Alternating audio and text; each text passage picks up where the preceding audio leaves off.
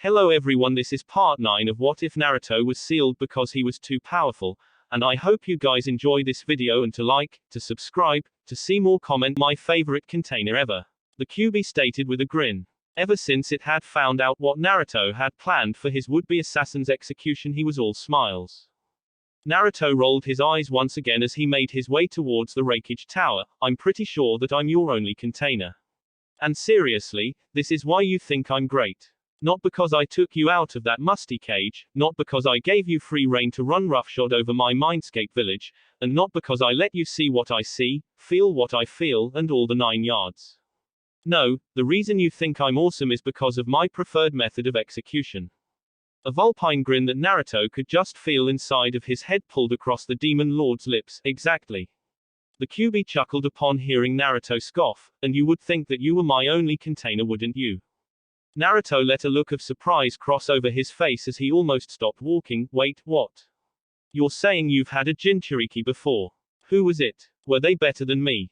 And is the fact that only I'm killing the bastard that tried to kill me really a good reason to label me as the best? He asked the last question almost mockingly. Kyuubi sighed. The first one simply kept me locked up for the most part and never really did anything at all, not even really tried to get any semblance of control. I was just pretty much ignored for the most part. The second one was much the same. She never really willingly tried to come into contact with me, and thus my prison, aka the mindscape in which I am kept, fell into a disheveled state. In other words, it deteriorated into the sewer that you first met me in. Naruto nodded to what appeared to the people in the streets to be himself as he thought on his prisoner's words. True, I can see how that would already put me leaps and bounds ahead of them. Kyuubi continued, both of them also held the ability to restrain my power. My first Jinchuriki had very close ties to the Shodaime Hokage, and with his ability to restrain the Biju with his Mokuton he ended up passing off some of the ability to rein me into that person's already impressive skills. Did you know that my first container sealed me into their own body? I'll tell you, those damn mind chains were a real pain in my ass too. The next one was much the same, like I said, only more with the mind chains, and then there was you. Of course I was never used that much. Why do you think that Gaara had so many tricks with his Biju and you don't? Because every Jinchuriki that Shukaku was sealed in actually used it. It had to develop tricks and add-ons to survive. I was never really used, therefore all I taught you was the Imari, because I never had to come up with anything else. I'm just glad that you had enough imagination to come up with your own stuff. And then there was me, Naruto repeated in his head. What about me? Naruto saw the Hokage tower coming in sight as he continued listening onto the Kyuubi. You didn't chain me down to anything. As a matter of fact, even after you realized that I was the one that had nearly eradicated your home years ago, you still treated me levelly. You not only actually let me see the outside world, you took it upon yourself to renovate the dreary sewer I had been in up to that point. And you have little to no problem giving in to your natural bloodlust that comes with the territory of possessing me, even if you do only venture to that damned forest of death to indulge me. Naruto rolled his eyes. Well, I can't exactly go around killing random people whenever I want now, can I? You'd better love me for what I'm about to do then, because this is going to suck for this guy. Naruto saw his team standing outside of the tower, two with angry looks on their faces, and the other with a simple bored look on it with a senbon for added effect. Naruto grinned as he walked up. So I assume the old man had some dealings to work out with Kumo's brass. How's everybody feeling today? Kotetsu glared down at the shorter Chunin. You're so lucky that beating the crap out of you would get me thrown in jail, kid. You're a right bastard, you know that. Naruto waved it off. Hey, I'll bet the alcohol burned the hangover right out of you, didn't it? Now you're fit for service today, and you're going to see something cool in a bit. Well, not so much cool as terrifying. Izumo looked at the boy who was being very cryptic as to why they were there. What are you talking about, Naruto? Naruto chuckled. I was attacked by an assassin last night. The Hokage is going to let me publicly execute him today. Genma looked at the stunned faces of his older team members. Naruto, I should have known you were so chipper about something today. No wonder you wanted us to come. What are you going to do to the guy? Naruto walked up to Genma and whispered in his ear. The Tokubutsu Junin looked at the boy and shook his head. You're crazy, kid, I swear. Naruto grinned up at him. Being crazy is the only thing that's kept me from going insane. With that, Naruto walked inside the tower and left his team on the outside to ponder amongst themselves. XXX sat at his desk with the now recovered, for the most part, Team Simui standing in front of him. The girl that was the team's namesake stood straight and composed, Team Simui reporting for a mission Reikage-sama. I looked at the group of Chunin. Karui still had a few bruises on her face, Omoi still had the telltale signs of a broken jaw, and Simui herself, while not showing any signs of outside trauma, still showed her own injuries by the way that she made no real sudden movements, probably due to the soreness of her ribs. Sighing as he saw the expectant faces of the ninja, spoke, denied. He then steeled himself for the shitstorm to come. What? Karui, predictably, was the first one to explode. What do you mean we can't take any missions? Why? What did we do? I rolled his eyes. If you want to take a D-rank mission, feel free, but I'm not sending you on a mission where there is implied combat. Not in the condition that you're all in, or did you think that I wouldn't find out about your little challenge to Uzumaki?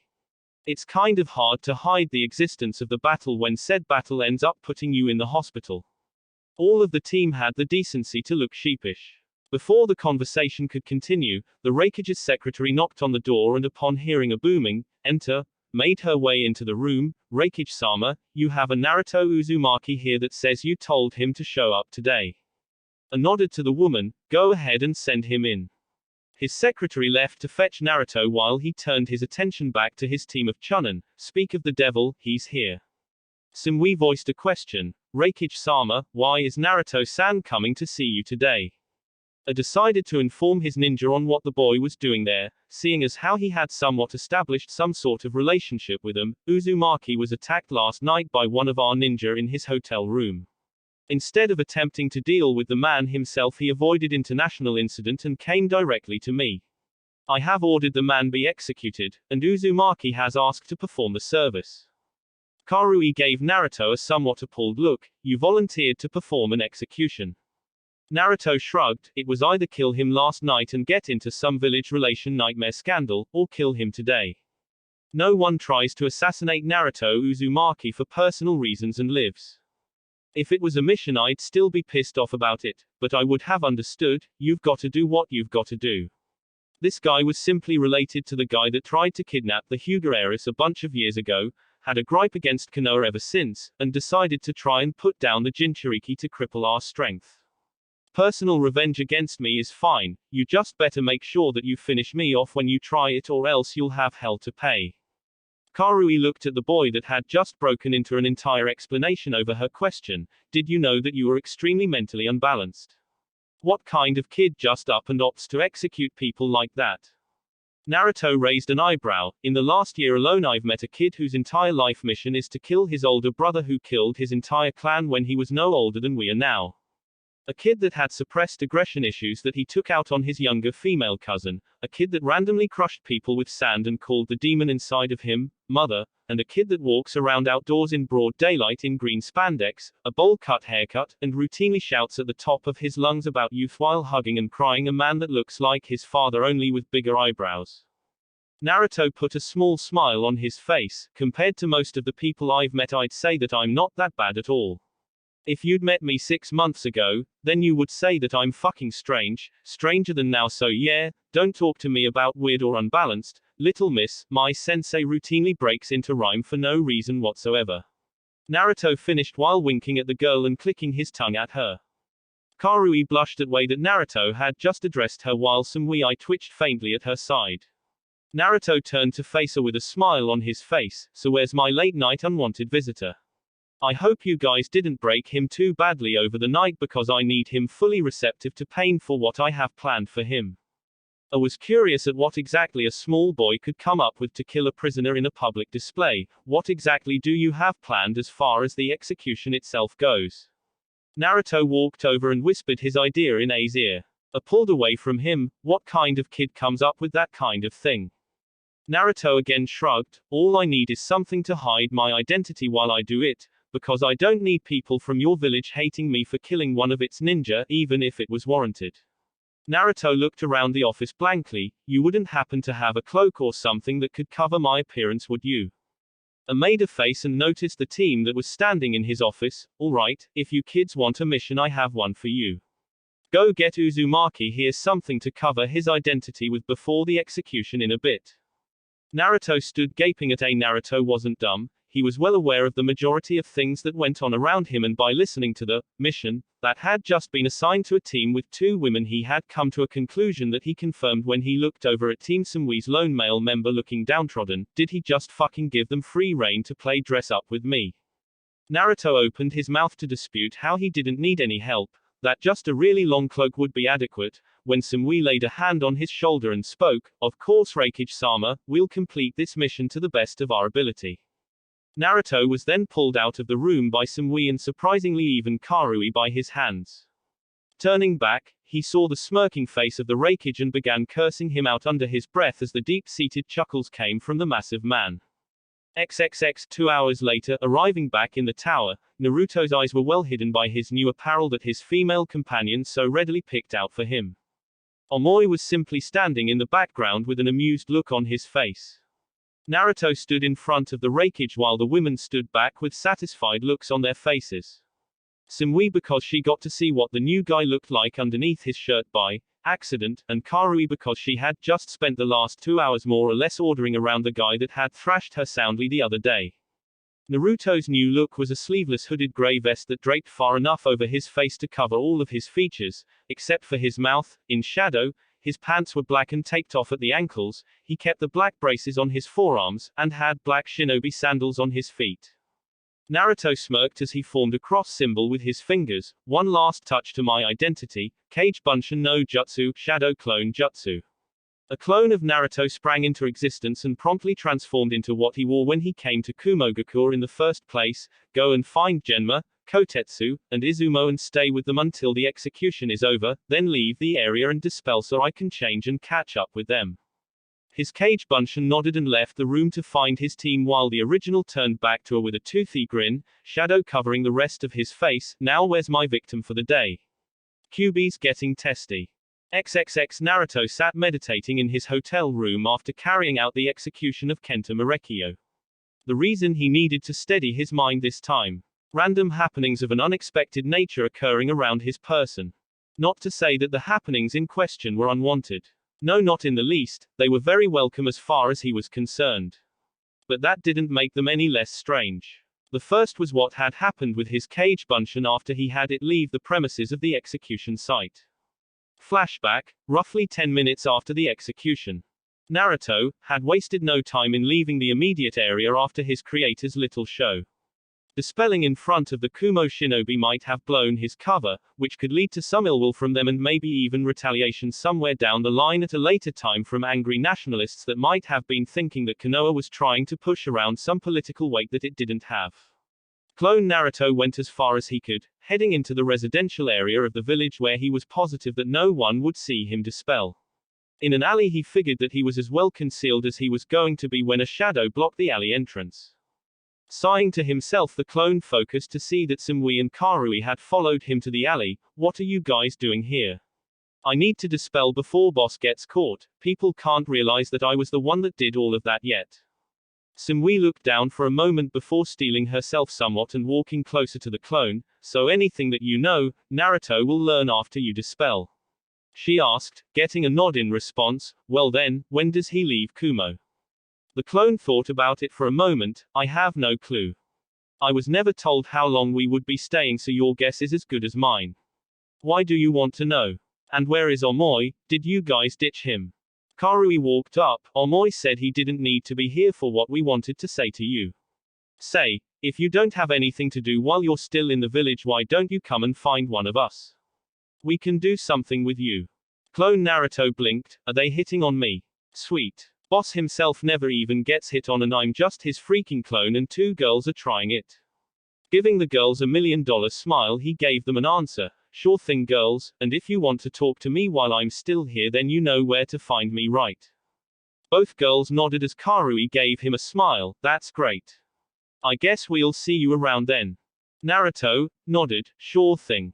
You two shouldn't be that hard to find, right? I'll see you girls later."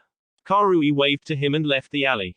Samui lagged behind however, waiting until her teammate was out of sight before turning back to Naruto. "Naruto-san. The clone held up his hand to stop her. Simui, I'm sorry, but I can't take the sand stuff. You don't have to use any honorifics with me. Just call me Naruto, it's alright, I won't mind. Simui nodded and took a breath, looking somewhat nervous, a sharp contrast to what Naruto had come to expect from her personality. Quickly moving up close to him, she planted a kiss on his cheek. I hope to see you soon, Naruto-kun. As he watched the girl sway her hips somewhat as she left him in the alley, a stupid grin rolled onto his face. Chuckling to himself, Naruto clone dispelled himself. End flashback. Yeah, he didn't see that coming. How the hell was he going to work that one out in the end?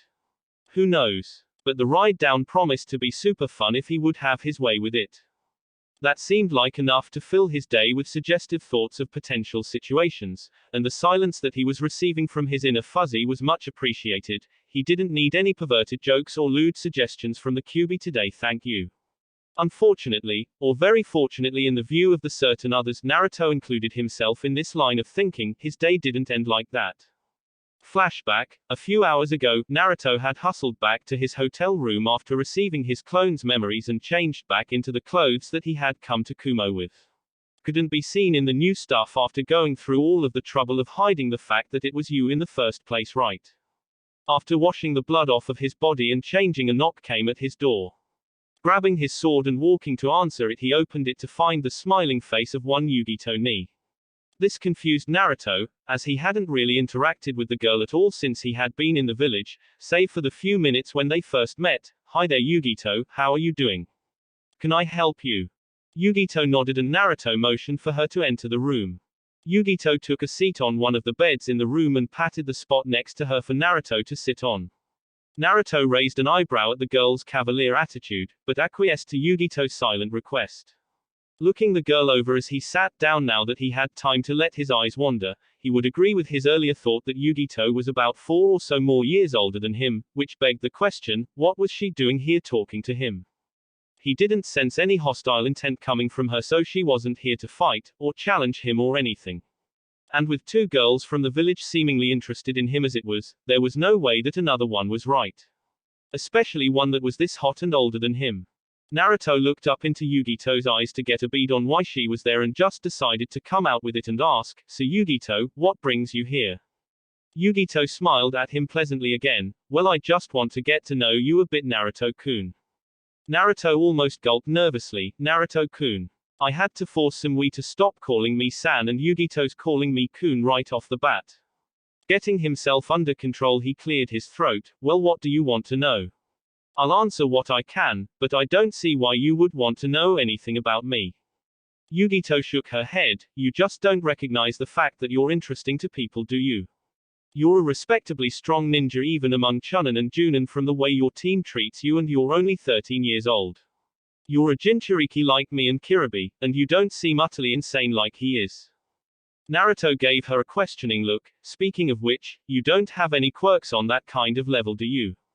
Because here there's Kiribi, and then in Konoha I've got 2 people that I know that can match his crazy, and all of these people seem to want to talk to me for some reason, it's like I attract eccentric people. Yugito giggled, no, I don't have anything quirky like that, Naruto-kun, and Kiribi is okay in doses, you just have to get used to him. She looked at him softly, I kind of want to know what makes you tick. You're a very good ninja, but you seem like such a nice person. Your diplomat doesn't seem to like you though from what Reikage-sama told me. Naruto nodded, yeah, most of Konoha's old fogies don't really see me in a good light. It's okay, if they really have a problem with me then they're all free to try and do something about it. I won't be the doormat or scapegoat though. I promised to protect Konoha itself, not necessarily the assholes in it, so in case anyone tries to pull any bullcrap on me they can get the same thing that guy got today. Yugito looked at him curiously, that was you. Who am I kidding, it makes sense. Who else is that short and allowed to carry out executions? So he tried to kill you. She got a nod in response, have people in Konoha tried? Naruto nodded, yeah, but not for a long time. I guess the stupid civilians got sick of getting their asses kicked by a kid and smartened up. You're right, I am a nice guy, until you try to kill me, then I'm a complete bastard, as Kenta Marekiyo could attest to, if I hadn't cleaved him into 5 segments. Yugito nodded, true, so tell me then. What makes Naruto Uzumaki tick? End flashback. Naruto and Yugito just spent the afternoon talking to one another. Yugito was actually a sweet girl that could relate on some level with Naruto. At first she wasn't trusted much either, but when Kirby earned the people's trust by proxy, his reputation trickled down to her somewhat, as she also had gone through much for her village. She told Naruto that eventually his village would love him the way they loved Kirby if he could just prove his skill and loyalty to them the way he did. Naruto heard the heartfelt way she spoke to him and didn't have the heart to tell the girl the reason that they would probably never fully trust him and that he would eternally be walking on eggshells around them. He was now forever linked to the Kyuubi, the thing that had come within a hair of destroying the entire village of Konoha. The only way that he would be able to earn their full respect would be if he somehow defeated an enemy that was terrorizing the village and killing countless villagers single-handedly when no one else could stop them but him, or something, you know, a one-in-a-million kind of scenario that only happens in manga and stuff. As they both noticed the sun starting to set, Yugito stood up and thanked Naruto for taking the time to speak to her. She also told him that if he wanted to find her for any reason at all, she would always be free for a cutie like him. He had to fight down a blush on that one, and had to stem blood flow to another place as he watched her leave the room and walk down the hall, because much like Samui, she certainly made a show of it for him. Naruto couldn't believe it. The only interaction with these girls that he had so far up to this point had been crashing the Raikage's office, kicking two of their asses with the other watching from a distance, and being arrested and hauled to the aforementioned Raikage's office. How the fuck do those interactions get hot women like that to like me? I didn't do anything, was I really that badass? I was just being me. Naruto was thinking to himself, dude, I can't even get a girl being a nice guy, albeit pretty dumb guy, back in Konoha for years, and here I just acted like a borderline psychopath and 3 girls just now showed interest in me. I guess that pretty boy Sasuke had it right after all. The more fucked up you seem, the more women seem to flock to you. Kit, if you really start thinking like that, the next time you come in here I'll chase you and eat you, Naruto heard from inside of his head. Kyuubi never really liked the Uchiha clan that much, even back before Naruto even met Sasuke, but it refused to elaborate on exactly why. After running through most of the interaction that he had with the boy, Naruto just figured that it was his personality. It was certainly abrasive enough, just go with it. Whatever happens will happen. You're leaving soon anyway, you won't have to deal with it again for a while after this, so go and spend some time with them, maybe you'll like one. And you really need to ditch all of these males that you're hanging around anyway. Naruto's sweat dropped. You mean my team? Kyuubi grinned to itself. Yeah, Kit, your team is a sausage fest. Go and find those girls tomorrow or I'll sing for the entire day out loud. Naruto's jaw dropped in horror. Oh come on. Why would you do that? I didn't even piss you off. You haven't done anything like that in years, why now? Well, your real memories were sealed up until a few months ago, so the inside joke would have been lost on you. And you have pissed me off like that since then, but I've been very lenient. A pale hue covered Naruto's face. You're kidding, right? You wouldn't do that to me, would you? We're friends, well, not really friends, but you get the point, right? Hey Kit, do you like wings? Wings. Love, take me down to the streets. Love, take me down to the streets. 'Cause when you don't get fed at home, you gotta give the dog his bone. Take our lovin' to the streets. Several hours later, Genma found Naruto lying on the hotel room floor, frothing at the mouth, mumbling lowly, "That's not wings." XXX. 1 week later, despite not being trusted enough by Homura to actually protect him during this trip, Naruto found that there was plenty for him to do in a foreign village. On the first day, he simply found Yugito and trained with her for the day. The girl was at first surprised that the boy was able to keep up with her, but remembered that he was no slouch and that the Kyuubi could pick up his slack if need be. Yugito even took it upon herself to teach him a lightning jutsu or two when he stated that the ones that he knew were very specialized. Naruto would have tried teaching her some wind maneuvers in return, but Yugito's elements were lightning and fire, and that made it hard for her to learn those techniques. She appreciated the effort though and said she'd keep trying to learn them. The second day he was quickly found by Kirby and was forced to follow the man around Kumo all day, running errands with the man. Errands consisted mostly of standing by while the man stood on top of the Raikage tower while he tried rapping to the masses. He even introduced Naruto but thankfully left out the Mr. 9 stuff.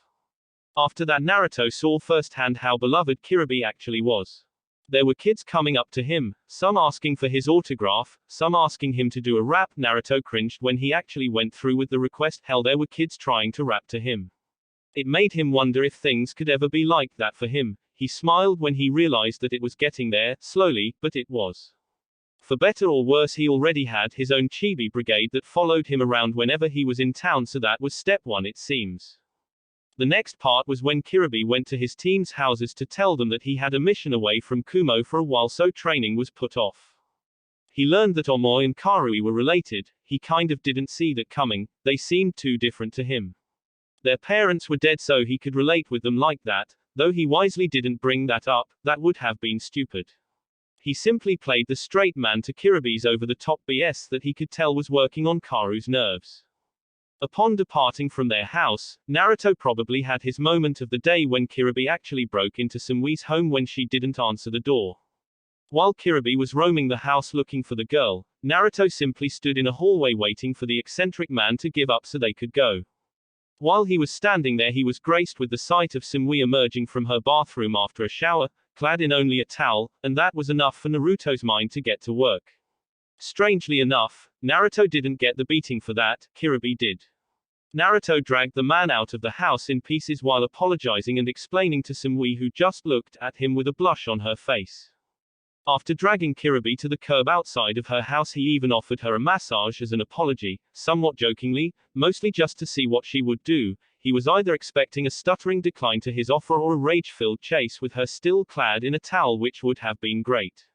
After a slightly shocked look, she smirked at him and invited him inside. Yep, good day to be the kid. The next day, Naruto decided that seeing Samui would have been somewhat detrimental to his health after basically seeing her naked the day before, so he simply stayed in the hotel room. Izumo and Kotetsu eventually made their way to the room and ended up playing poker with Naruto. The end result was Naruto taking all of their money, plus IOUs from both men in the amount of their mission paychecks. Another good day to be the kid.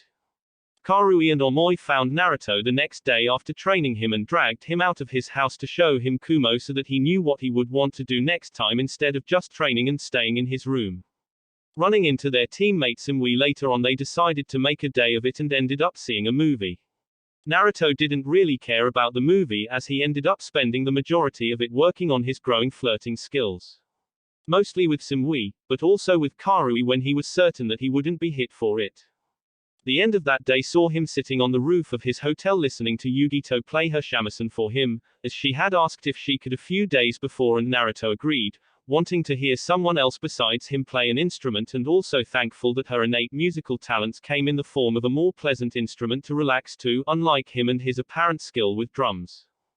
That marked his last day in Kumo, as negotiations on this end of the table had ended and Konoha had to leave and receive word on the results while simultaneously preparing for a representative from Kumo to come in the near future. XXX. After hunting down all of the people that he had ended up getting on good terms with during his stay in Kumo and saying goodbye, Naruto and his team set out for home, with Homura once again in a carriage that was steered by Genma. Kotetsu yawned as he kept in pace with the carriage rolling down the paths. Man, I can't believe I'm saying this, but I miss gate duty. Naruto snickered to himself. Well, you do tend to feel fondness for things that you do well, I guess you would miss that job, huh? Kotetsu glared at the blonde boy. Hey, don't knock gate duty. It's a steady, easy job. Your friends can come and talk to you when they want to, you get the gossip from all of the good missions firsthand and before anyone else, and the people watching is amazing. Izumo looked over at Naruto. So Naruto, are you going to try and join Anbu? From what I've heard and from what I've seen, you might not be too bad at it. Naruto held back the urge to roll his eyes. Bar-chan won't let me do it. Oh well, it's not like I need to jump back into the direct murdering of people yet. As long as I keep getting strong enough for those Akatsuki loses, then I'll be fine. Whatever happens, happens, just like the fox says. Turning to answer his partner's question, he smiles. I'm in no rush.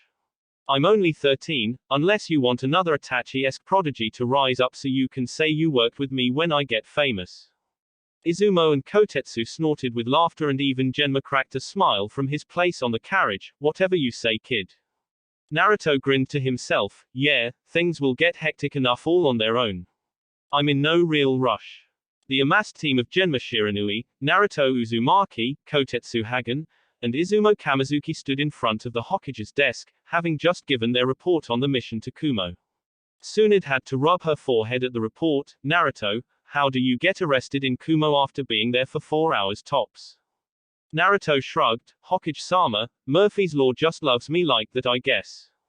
Come on now, are you really surprised by this point that this stuff happens to me even when I don't instigate it? You should know this by now.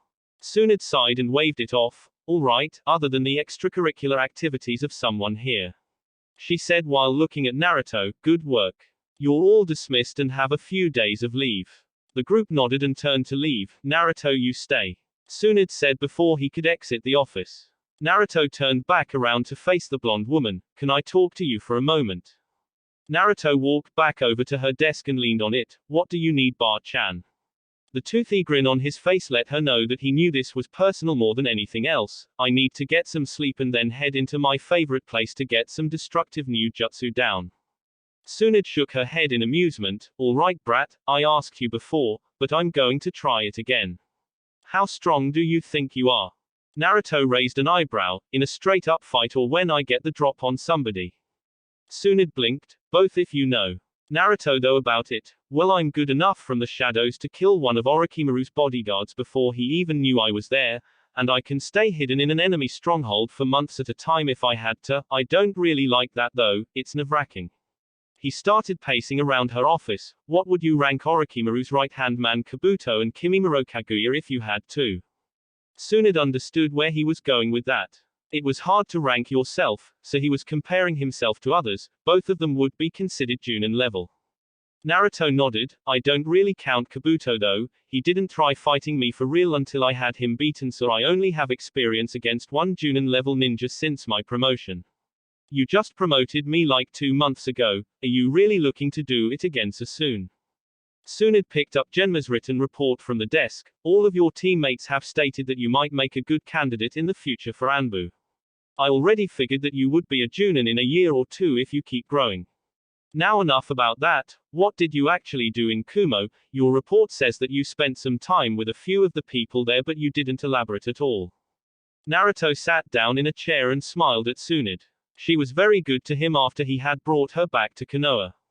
It was something akin to a sibling-esque relationship. She was his boss, but she legitimately cared about him. Naruto was very grateful to her for this. He probably would do anything in his power that Tsunade asked of him, even if he didn't directly answer to her. I beat up an entire team of Kumo-chunin that challenged me to a spar after my arrest. By the way, there were 2 girls on that team and they seemed to like me. I met Kumo's 2 Jinchuriki.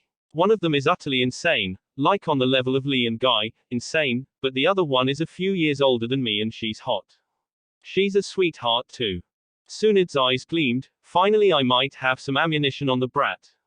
Drink yourself into a stupor without me, will you? I'll show you. So what else, brat? Naruto ignored the look as he kept listing things off. Let's see, I made Kotetsu and Izumo give themselves alcohol burns on their testicles. I won all of their money, by the way placed their paychecks for the mission in my name, and some guy tried to kill me. Oh, and I also. What? Tsunade almost roared at him. Someone tried to kill you. Who? Did Kumo order? Naruto had to place his hands on her shoulders to calm her down. Whoa, whoa. Calm down, Bar-chan, it's okay. He tried to kill me, but he got captured by the Raikage's forces and I got to execute him the next day. Tsunade raised an eyebrow. That was in the report, wasn't it? So what did you do? Naruto sat back down and leaned back in his chair. I had him hanged, drawn, and quartered. I did it myself. That method of execution hadn't been done since the Second Great Ninja War. Particularly brutal method that, how do you even know how to do something like that? Naruto let out a cough that sounded suspiciously like root, and Tsunade ended up nodding in understanding. Naruto stood up and stretched. So where's Ero Sennin? Is he here so I can start my training, or am I on my own for the time being? Tsunade shook her head. He's out gathering information on a lead on the Akatsuki, trying to find out exactly what they need the Kyuubi for. He's also trying to find out who other members are. He'll be back in a few months. I'll clear your schedule for that point in time and let you know in advance. Naruto made a grunt of affirmation and walked towards the window. All right then, like I said before, I'm going home, taking a nap, getting some food, and then I'll be spending some quality time in the forest of death in order to avoid collateral damage from the training I'm going to go do.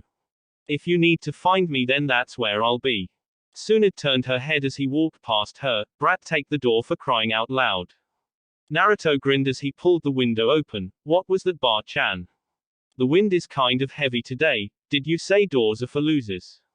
Because I agree with you wholeheartedly on that front. Tell Shizune Nichan I said hi. With that, Naruto jumped out of the open window and vanished in a shunshin. Tsunade slapped her forehead. Great, now both the brat and the pervert get their jollies from going in and out of the window. XXX Naruto opened his apartment door and wasted no time in dropping face first on his couch with a massive sigh. Sigh, I need a bigger house. Naruto simply lay still face down while his door opened silently and slowly. The figure crept through the living room until Naruto's voice rang out. If you want to keep all of your limbs attached, I would stop moving forward if I were you. Wow, shithead, nice to see you too. Naruto lifted his head and rolled over to get an eyeful of Tayuya. Tayuya-chan. What are you doing in my apartment?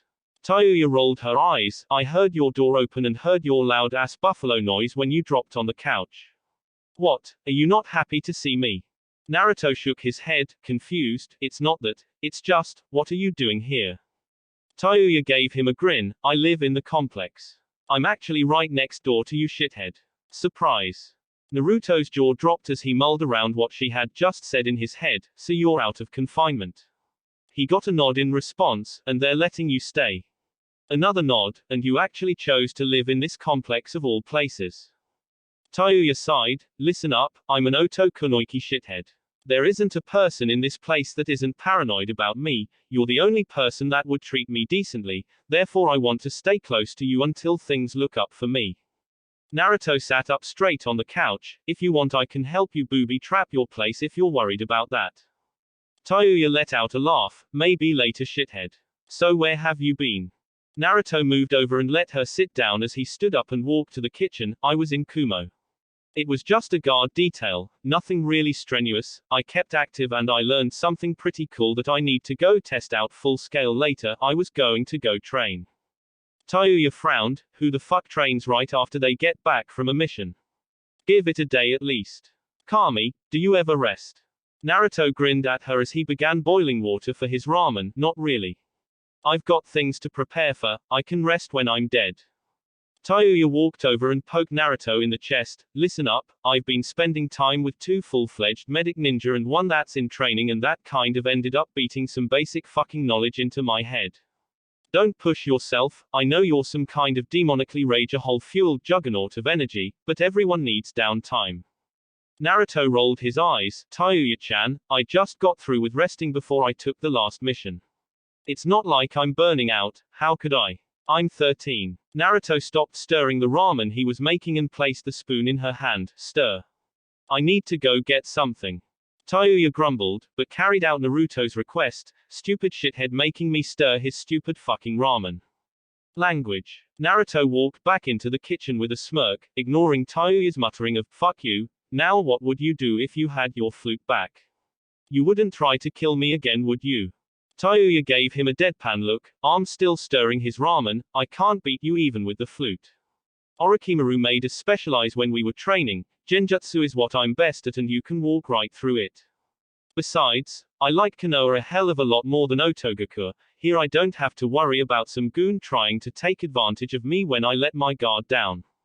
Naruto nodded. Good answer. Here. He threw something at her from behind his back. Tayuya caught it and went wide-eyed. My flute. But I lost it during the fight. A snickering laugh came from Naruto as he took the spoon back from Tayuya and kept stirring while he turned his stove off. Who do you think took it from you in the first place? What? Did you think I just dropped it in the forest and left it there? I've been keeping it.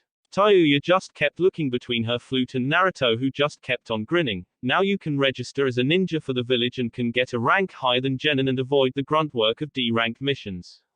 He noticed she hadn't moved yet. Are you happy? She nodded. Good. You can go on home and start cataloging your jutsu for tomorrow. Tayuya nodded and walked out of Naruto's apartment almost zombie-like, eliciting laughter from the boy as she shut the door behind her. Grabbing a bowl for his ramen, he smiled to himself, glad to help Tayuya-chan. XXX The next day, Naruto's personal obstacle course of death that had used to hone his reflexes and increase his speed since he had gotten his memories back wasn't really an obstacle course at all.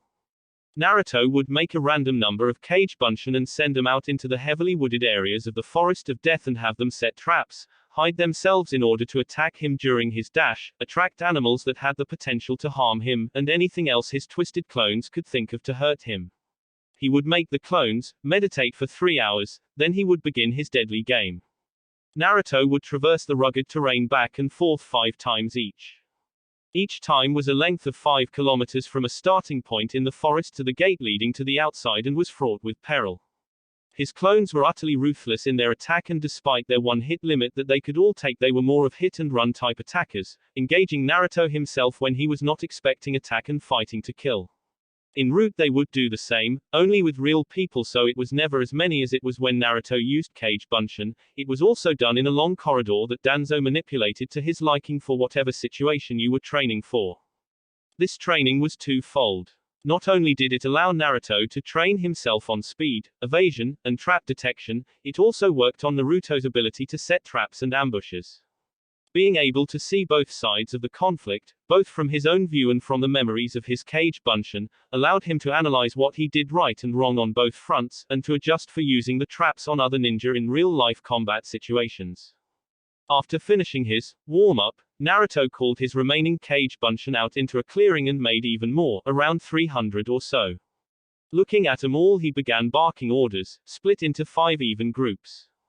The clones scrambled to follow his orders, breaking off into 5 groups in even rows. First set of you, find a spot and get to splitting leaves. Any review work is still very much needed. Also, I want you to work on kunai balancing.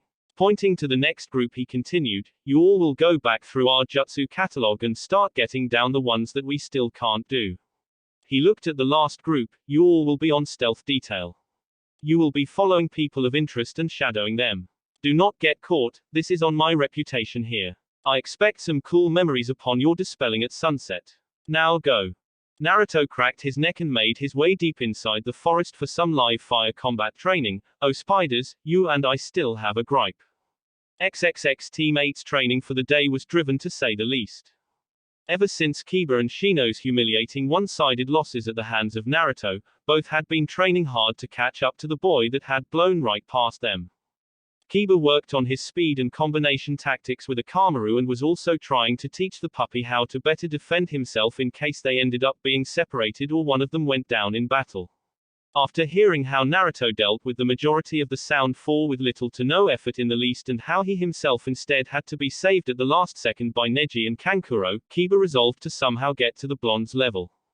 Shino was inspired by a combination of his crushing defeat by Naruto and the knowledge of the Sasuke retrieval mission that had failed. It was almost a prerequisite by this point for all Junin sensei to venture to the site of Naruto's battle with Kimimaro with their genin cells in order to either inspire them to work harder, or to let them know just how powerful Naruto was. The sight of the countless bone spires sticking out of the ground, and the knowledge that Naruto was able to outlast such an enemy on his own planted a seed into Shino's head that if he didn't want to be left behind even more than he already had been, then he needed to improve and fast.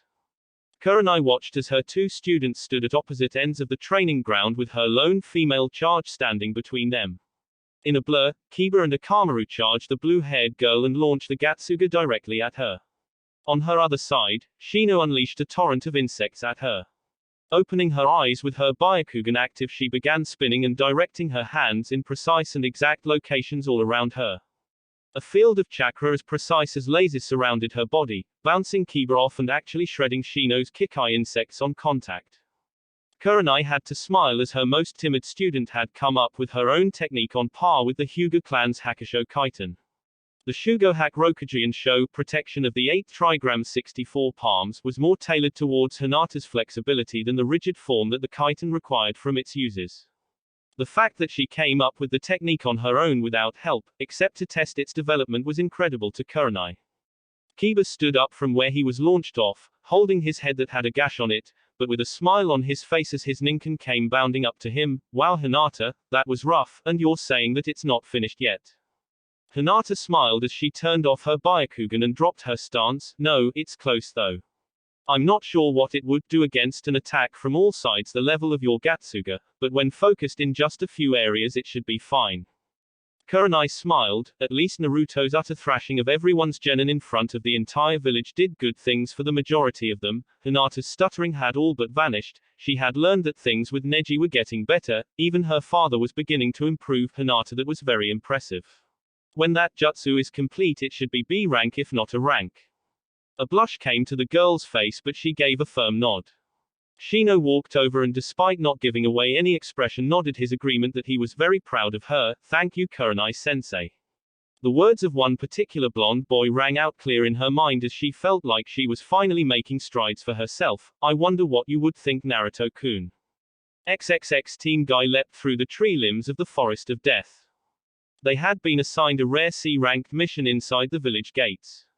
Recently there had been reports of an increased amount of loud noises coming from the Forest of Death over the last few months, which was quite impressive considering the size of the place, and when Anko Matarashi had been brought in for questioning it was evident that it wasn't her disrupting the peace, so this mission had been commissioned to discover what was going on.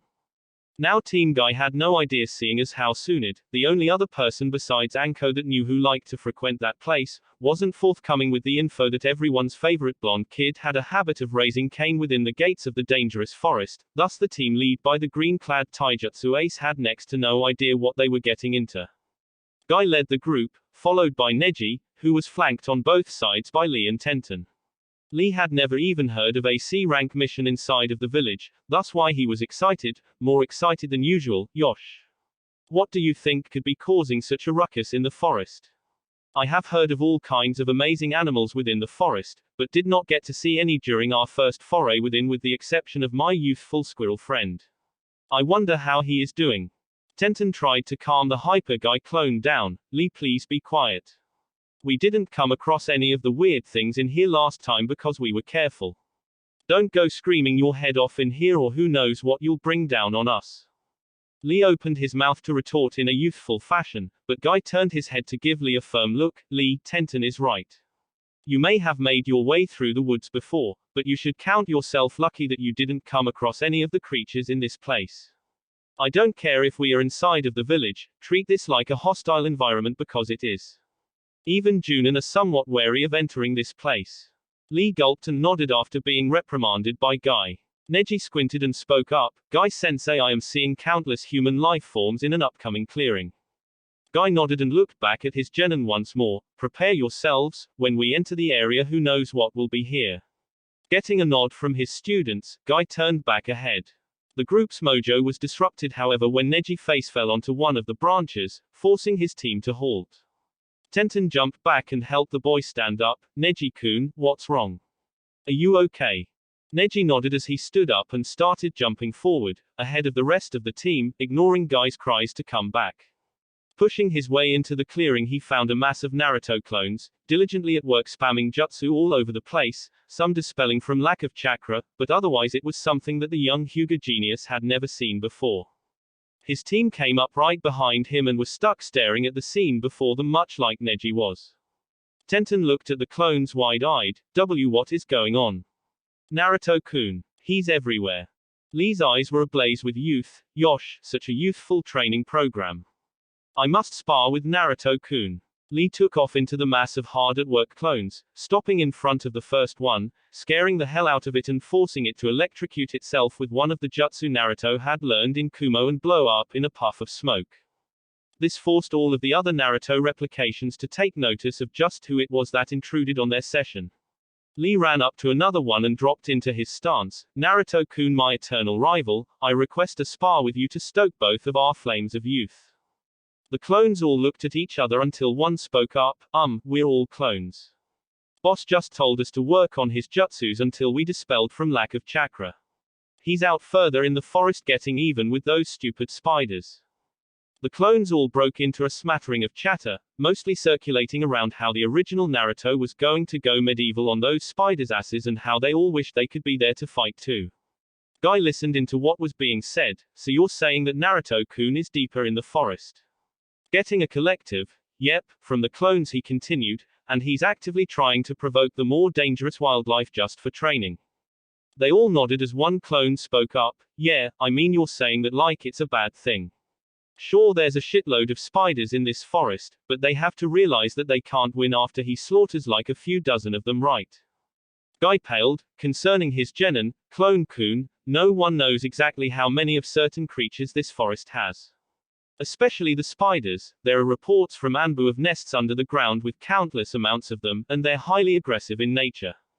The clone scoffed. Well, we could have told you that. Those eight-legged fucks mess with us every time we come in here to train. We have to divert clones just to keep a lookout and as extermination squads in case the bastards get too close. Guy palmed his forehead. Clone-kun, you're not getting it. These spiders mature at an absurd rate, and they reproduce far too quickly. If your original is out there killing them for sport, then he is in grave danger. Which way did he go? The clones all pointed northeast, to the bad spot where we know the spiders hang out. Like I said, we have a gripe with those bastards. Knock over 2 barrels of my sake, will they? Guy turned to his team. We have to go get Naruto-kun out of there. Prepare for a battle, be fast and precise against the enemy. Those spiders are fast, strong, and ruthless. Kill them and move on. Neji and Tenten nodded while Lee was fired up. Yosh. Let's go save Naruto-kun.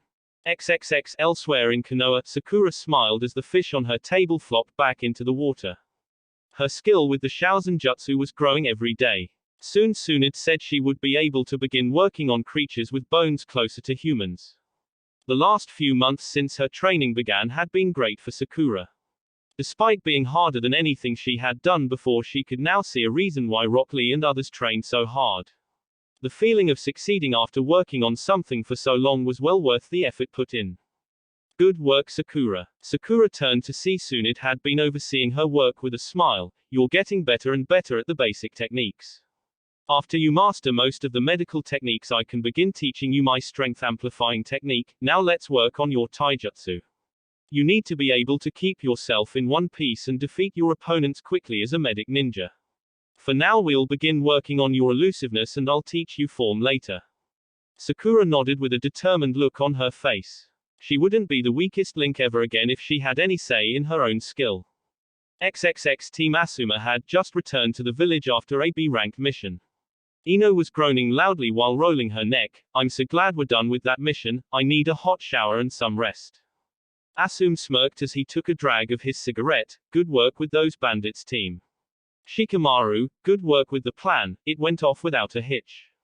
Choji, you're coming along nicely with your family techniques. Ino looked at her sensei expectantly, who looked at her for a moment before speaking up. Ino, that was a good use of Shitenshin no Jutsu to scout out the camp. I was sure that you wouldn't use that jutsu again for quite some time after what happened the last time. All of you, take the rest of the day off and meet me at our training field tomorrow. With that, the bearded Junin walked towards the Hokage tower to give his report to Tsunade about the mission. Choji looked between his teammates. Hey, do you guys want to get some barbecue before we go home? Shikamaru chuckled and patted his friend on the shoulder. Sure thing, Choji, let's go, Ino. The group found their way and ended up in a booth shortly. After placing their orders, the team started to converse, with Shikamaru launching out the first question. Ino, you never told us why you stopped using Shitenshin no Jutsu after the fight with Naruto in the first place. Did he have some kind of defense like Sakura had that actually hurt you? Ino hugged herself slightly. Yeah, but it wasn't really a straightforward kind of thing. Naruto's mind is strange. It looked just like Konoha, every inch of it was to scale. No one had a mind that extensive. Choji squealed happily as the beef was placed in front of him. He wasted no time in throwing the meat on the grill while Shikamaru kept asking Ino his questions. So just being in Konoha in the guy's mind freaked you out? That's kind of weak, Ino. The platinum blonde growled at him as she placed her own meat onto the grill. That's not all that happened. I was wandering around for a bit when I felt the presence of something chasing me. I remembered what happened with Sakura and took off running. It corralled me to Naruto's apartment and left me there. I never saw it, but I could feel its presence the entire time. Shikamaru raised an eyebrow. His apartment. You're not telling me everything, Ino. Ino shook her fist at him. I'm trying to tell a story here, you blockhead. She glared at him when a troublesome slipped from the pineapple-haired boy. His TV was on in the apartment, and I thought that was central control. the thing in everyone's mind that allows you to gain control after you use the jutsu, but it was his memories, or what seemed like memories. It had to be some kind of trick. It was already queued up to one in particular. It had Naruto running through an entire ballroom full of people like a hot knife through butter. It was the single most terrible thing I had ever seen, and when I started watching it I felt like I was actually there. I could hear the directions of the screams, the panic of the people trying to escape, I could smell the blood that spilled out on the ground and everything. Joji paused in his eating for a minute before shrugging off that mental image and continuing to chow down. Ino continued her description of Naruto's memories. That was just the first one, and I couldn't turn it off. I was in his body while this strange silent man in a mask just beat him while he was tied to a chair. He never spoke, he just kept hitting him and hitting him for hours until all I could see through his view was blood. All of the memories I saw were just like that. I finally had enough and cancelled the jutsu. Shikamaru just stared at the girl. Wow, that's kind of hardcore. You felt everything happen as if you were there. That means that it wasn't a trick or anything, you really were in Naruto's memories, doesn't it? Ino shook her head. Naruto couldn't have been any older than 7 or 8 years old when any of the things I saw happened. If it wasn't a trick, then I sure as hell can't believe that those things were his actual memories. Those were things that Dad told me the Anbu did on a regular basis. There's no conceivable way that while we were preparing for the academy, Naruto was taking on Anbu level missions. That just doesn't make sense. Shikamaru stayed silent and pondered Ino's words. The things that Naruto did when he fought everyone, those techniques, that fighting style, the way he carried himself. All of those things didn't just come out of nowhere. XXX Forest of Death, with game faces on, Team Guy headed into the restricted area of the Forest of Death where the level of peril went up. The forest grew darker, and it wasn't just because the sun was setting, the canopy was beginning to completely block out the sunlight above. Faint sounds of inhuman screeching rang out in the distance and was growing ever closer. The tense waiting was broken when the blonde that they were looking for flew past them into a tree, followed by the biggest spider that any of the genin had ever seen before. It was easily the size of a full-grown adult male and had launched itself at Naruto, fangs dripping venom. Naruto pulled up his ninjato and drove it right through the spider's face, sending the blood of the arachnid spraying all over the place. Swinging his blade upwards with a burst of wind chakra to bolster it, he cut straight through the deadly creature. Spitting on the corpse of the spider, he turned to Team Guy. Oh sweet Kami, what are you all doing here? Do you know where you are? Lee ran up to Naruto. We've come to protect you, Naruto-kun. We'll get you out of here in one piece, it's a promise. Guy walked up to the two. It's as Lee said, we've come to get you out of here before the sun goes down. Come on Naruto-kun, let's escape. Naruto looked at Neji and Tenten, who were both serious, but otherwise fully calm. He shook his head. Guy-sensei, is this the first time that you've ever come this far inside of the Forest of Death? Guy nodded and Naruto sighed. You guys have no idea what you're getting into. Neji, activate your Byakugan and tell me what you see. Neji did as instructed and gasped as he shakily spoke up. I see at least a dozen of the spiders that Naruto just fought surrounding the area, watching us. Naruto nodded as he saw the other genin pale. That's why I don't tell anyone that I train here. There's no one that I would feel safe putting into this kind of situation. I come in here to fight against opponents that are willing to fight and kill me. I can't take on people, but if I want to split a spider in half, there are always a few dozen skulking around this place. It's the closest thing to simulating a real full-pitched battle against a vicious enemy that you can get, definitely not for genin. Naruto propped his ninjato on his shoulder. Since you're here now, I have to cut this session short. I was going to keep going until midnight and then make a mad dash out of here to escape, but having you guys show up has forced me to skip straight to the bat out of hell rush that I was planning for later. You guys brought too many of them here. They'll come in waves to try and wear us down. You fight until I tell you to run and you follow me out. Keep your eyes peeled when we break out. Those sneaky bastards like to hide in the canopy and jump you from the shadows. Tenten had to choke down her fear at the situation and brandish kunai when Naruto placed his hand on hers. Naruto-kun, what are you doing? Naruto's eyes darted around the area. You're going to need something bigger than those. That will just piss him off. Kami, I just had to get stuck in this situation with a team of taijutsu specialists. None of you know any jutsu or how to use your element with your fighting, do you? Lee blinked at him in confusion. Will taijutsu not work on him, Naruto-kun? Naruto looked at Guy and Lee. If you can generate enough force to crush the exoskeleton, then it can, but you don't want to stay up close with these things unless you can smash them in one shot. Guy shot Naruto a shiny smile. Naruto-kun, it's time to show you what good old-fashioned hard work and youth can do. Lee and I will have no trouble dealing with these spiders with our taijutsu. Neji, how about you? Neji stood in his Juken stance. If they have a chakra system, and they do, I can fight and kill them. Naruto looked at Tenten, who put her kunai up and unsealed a battle axe from a scroll. I'm ready. Naruto stared at her blankly. Tenten, you can use an axe. That's awesome. The first spider saw a moment of weakness and jumped from the trees at the group. Naruto jumped in the air and gave the spider a wide berth while swinging his blade. Extending the end of his sword with wind chakra, he cut right through the spider and landed on the ground. You fucking eight-legged pieces of shit just don't get it yet, do you?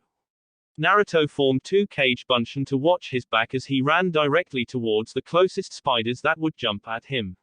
He cut out one of the spider's legs from under it using a one-handed swing while simultaneously driving a Rasengan into the torso of another, carving into it with the force of a drill, sending guts all over the place. I'm not trapped in here with you. You're trapped in here with me. Naruto's clones ran to back him up as three more spiders emerged from the surrounding area to attack. The giant arachnids were now extremely wary of Naruto's sword, seeing as how it had been his weapon of choice for the entire day's events.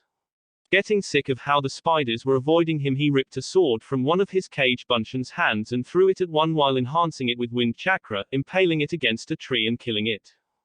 Hey, that was mine, was the indignant cry from the victim clone. The original just shrugged before the three Narutos scattered due to being double-teamed by the two other spiders. The original and the clone that still had his blade engaged the spiders, with the clone being far more conservative with its way of fighting as one bad shot could dispel it. The original simply ran some misdirection and cleaved all four legs on one side of his spider off. Before running off to assist some of Team Guy, he planted an explosive note on the nearly helpless spider, forcing it to explode in a shower of guts. While he was judging which one of the team required assistance, he ended up being blindsided by the spider that had dispelled his cage bunshin and sent sprawling along the ground by the powerful creature. The giant spider skittered closer to the boy before one of the more sizable tree limbs from above came crashing down on top of it, killing not only that one spider, but two more hiding in the background. Naruto's other cage bunshin landed on top of the tree limb with his sword that Naruto had thrown in hand. Hey boss. I found my sword. Naruto nodded. Good work. I'm going to help the others. You wait for an opening to escape. Dispel when you see an opportunity to leave. The clone nodded and went off to stay out of the fight while the original Naruto headed into Team Guy's melee to assist. Neji was not having much of a problem keeping the spiders off of him. He would use Kaiten whenever he started getting swarmed, but he was finding it hard to finish him off. The spiders seemed to have so many tenketsu in their legs that it would take too many shots just to incapacitate one, and when he attempted to just hit it straight on somewhere vital, they would use their incredible agility to simply dodge and avoid a fatal strike. Fuyuten, Fujin Seiken Wind Release, Divine Fist of the Wind God. To Neji's shock, two spiders were sent flying. One off into the distance, deep into the forest, the other hit a tree with crushing force, turning it into a stain before the tree itself cracked and fell over. Naruto ran over to him, sword drawn, giving the boy a slight nod. Neji eyed the one remaining spider of this pack. Naruto, I can finish this one off. Go help Tenten or Lee. Naruto heard his tone of voice and figured arguing or pulling rank on him would have just earned him some of the Hyuga boy's ire. When Naruto left, Neji ran at the spider that backed up to get some spring into its legs for a pounce. Neji saw this coming, and when it launched itself at him, he slid underneath the spider's belly, hitting it in the spots that were harder to get, but were guaranteed to finish the monster spider off. The spider tripped over its own legs and onto its back, kicking for a moment before crinkling its legs inward and dying. Neji smirked to himself before going off to find one of his superiors. Tenten was having an easier time with her fighting. The spiders were knowledgeable about human weaponry and about the differences between male and female humans. Well, the sight of a girl with an axe did not compute for most of the spiders that saw Tenten as an easy kill swinging that giant thing around. Too bad for them, they didn't figure that she could actually swing that damn thing pretty fast, and was very good at timing their attacks. Each swing from the girl took out something. Good thing it did too, that heavy axe was an energy sapper. Naruto stood in a pile of 4 or 5 spiders, so I guess you're doing okay for the time being. Tenten gave him a tired smile and a thumbs up while leaning on the handle of her weapon. I was scared at first, but these spiders are kind of weak. But there are so many of them. Naruto nodded while watching out for her, giving her some time to rest for a moment. They aren't supposed to cause any ninja better than an academy fresh gen in any trouble one-on-one, but they're persistent, ruthless, and they just keep coming. Hell, I make a game out of counting them as I kill them. Tenten raised a delicate eyebrow at that. What's the highest you've ever gotten? Naruto thought about it as he watched Neji finish off a spider. Well, I got started earlier than usual in the day this time, and I could swear that I was bearing down on some kind of record when you guys showed up. I lost count though, I think it was getting up past 200 of them. Tenten's jaw dropped. 200 of these things. There are really that many that you can kill 200 before we even get here and still be worried about us attracting too many to you. Both noticed Neji coming to their side and all 3 of them looked at what the 2 more eccentric members of Team Guy were getting into. Yosh. Guy-sensei, who knew that this mission would turn into such a splendid battle. For Naruto-kun to seek out a challenge such as this, I truly have selected the appropriate choice for my eternal rival. Lee ducked under the pounce of one of the spiders before launching himself at 2 more. Konoha Daisenpu, Leaf Great Whirlwind. Lee unleashed a torrent of high-speed kicks at the oversized arachnids, smashing them into a nearby massive tree. Guy cracked one of the spiders with an axe kick that simply made it collapse in a heap. Lee, use this as an exercise. Naruto-kun, how many of these creatures did you fell? Naruto watched the 2 identical taijutsu users seemingly having a blast fighting these damn things. You mean since you've shown up, or since noon? Because that's when I started. Guy sent Naruto a gleaming smile. I believe in my Lee. Let's go with this afternoon. Naruto, Tenten, and Neji looked at each other before Neji and Naruto shrugged. Tenten sighed and answered him. Guy-sensei, Naruto-kun says that he's killed around 200 of them since he came in here. Guy stood seemingly shaking in place. Naruto thought that the number of spiders he killed had pissed Guy off. He didn't know Guy was all for arachnid rights. How was he supposed to know? Guy turned to Naruto with flaming, tearful eyes. However impossible that seems, such a youthful, combat-filled day. Lee, in order to defeat your rival you have to defeat more than 200 of our 8-legged enemies. Lee's eyes blazed over in a similar fashion. Yes, Guy-sensei.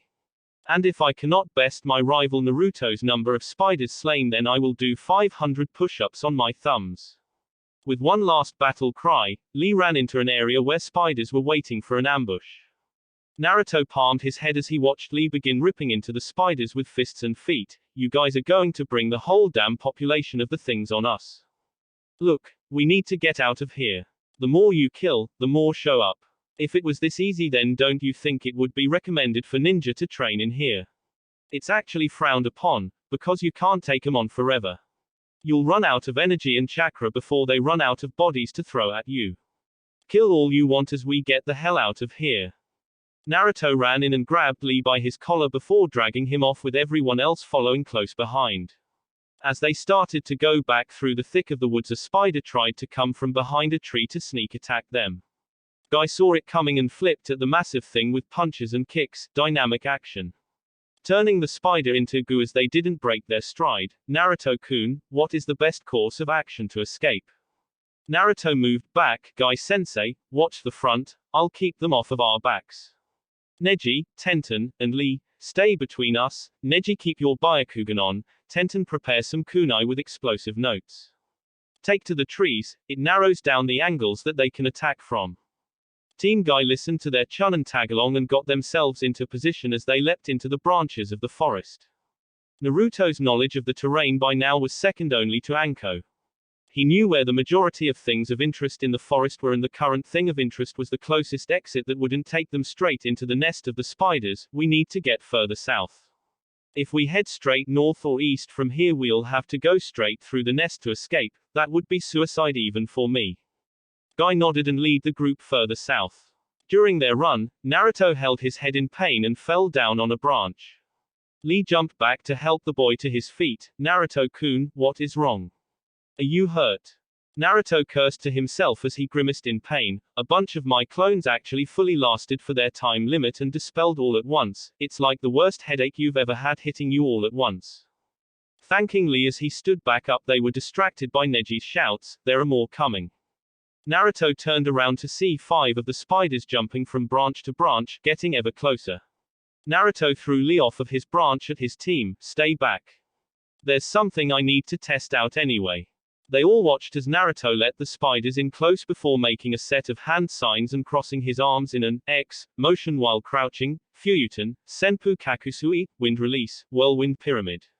Standing up and stiffening all of his appendages straight out, a vicious crosswind surrounded the area around Naruto's body, catching the spiders within and sending them flying into the air, some of them cut into pieces, others missing legs, all of the survivors hissing in anger and pain. The jutsu faded after a few seconds and he turned back to Team Guy, getting everyone moving again to stay ahead of the spiders attempting to prey on them.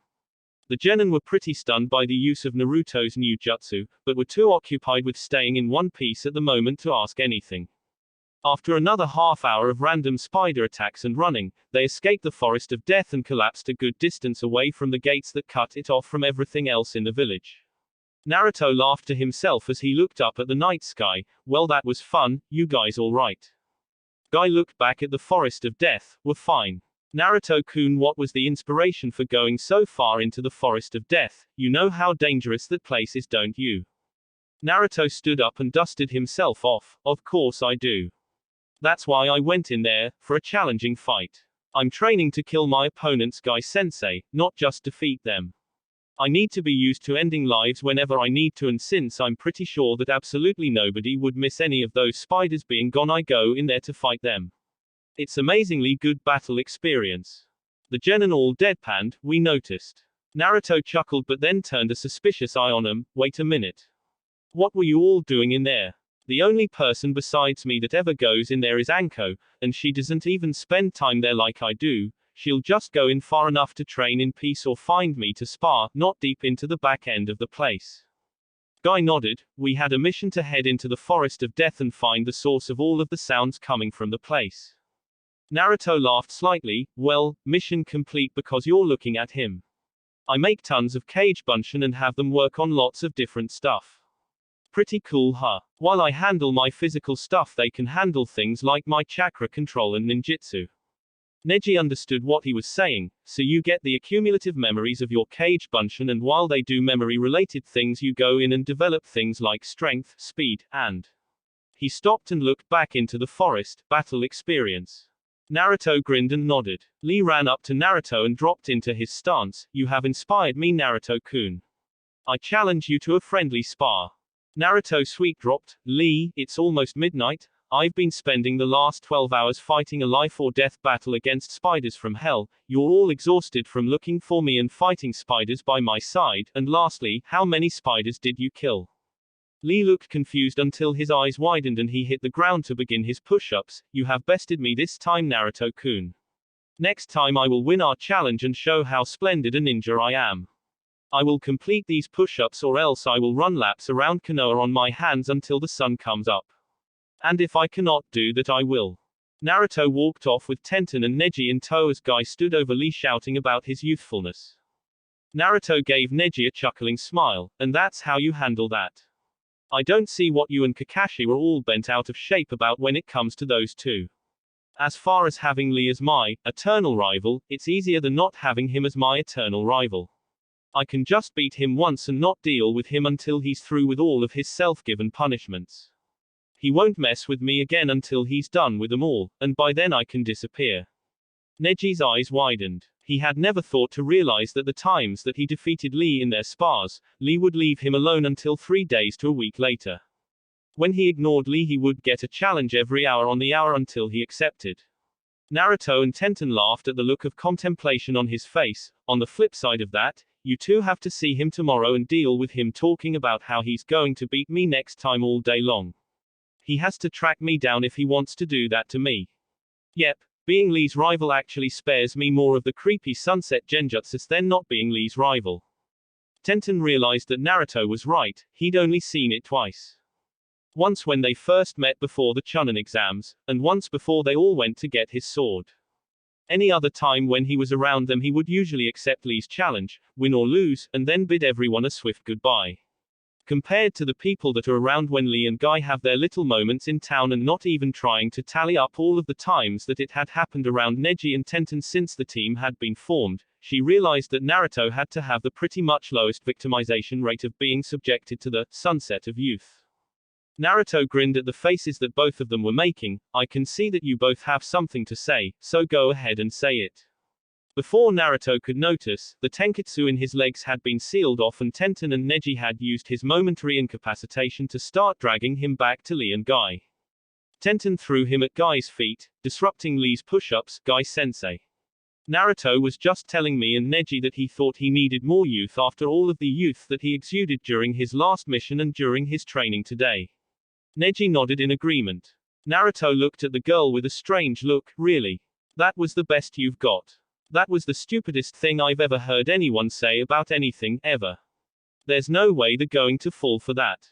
He noticed that his words didn't deter the evil grins on the faces of the normal members of Team Guy who pointed behind him.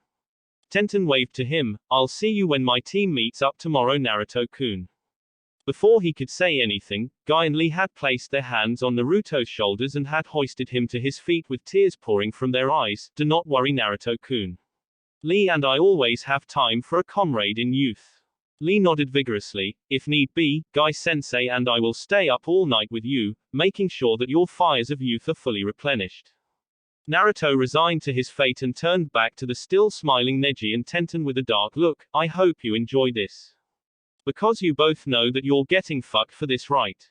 He never got their response as Lee and Guy had dragged him off to the usual training ground. Naruto-kun, in order to build your flames back up I want 1000 punches with each arm and 1000 kicks with each leg. After that we'll go for an invigorating run around Konoha, on our hands. 10 times. Naruto's cries of protest could be heard throughout the night.